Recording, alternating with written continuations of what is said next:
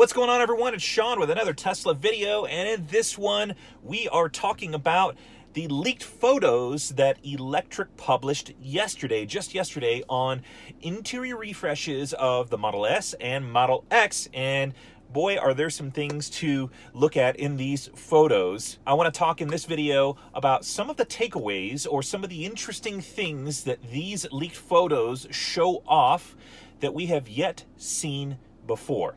Let's dive in. So one of the obvious things that you'll notice is that the 17-inch touchscreen is now protruding just like the Model 3, and it's turned on its side.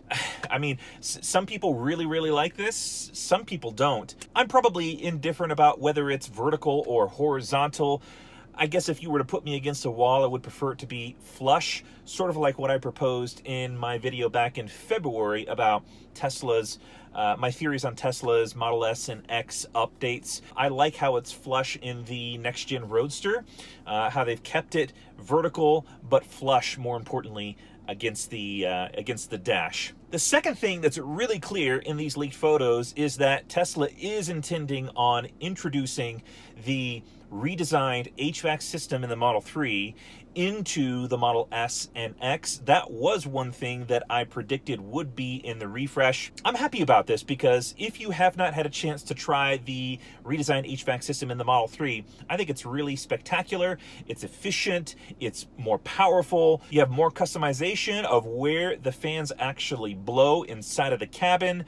I think all around it's a really great thing and a positive step forward with re-engineering something that really has gone unchanged in automobiles for decades, maybe even centuries.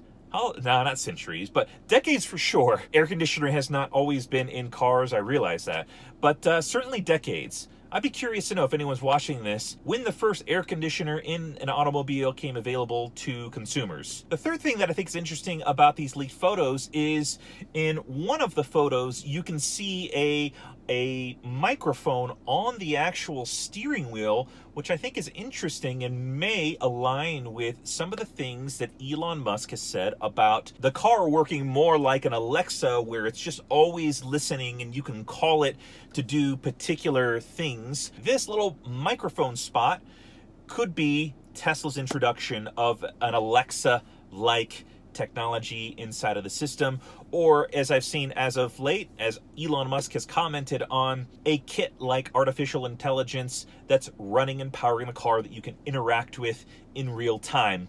This microphone, I think, could be good for something like that.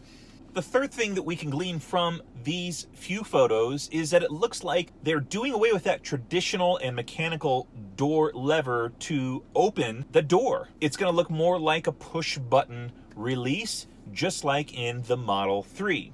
Personally, I sort of get used to the gesture of pushing with my thumb the button to open the door versus the mechanical release.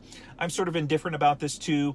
This seems like a natural progression of where cars will go, and hopefully it will allow for auto-presenting doors, just like in the Model X currently. And the last and final thing to glean from these leaked photos is the Binnacle Display that's behind the steering wheel, or in this particular photo, they've removed the steering wheel and the touchscreen so that you can see it unobstructedly.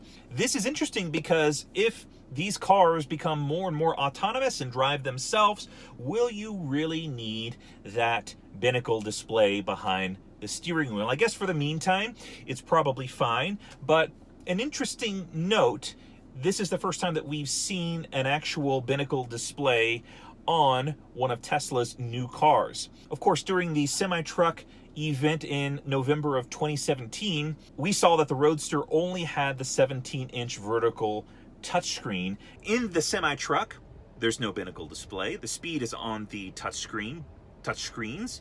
As well, the Model 3 doesn't have a Binnacle display either. So an interesting move to mock this up in the Model S and X redesign.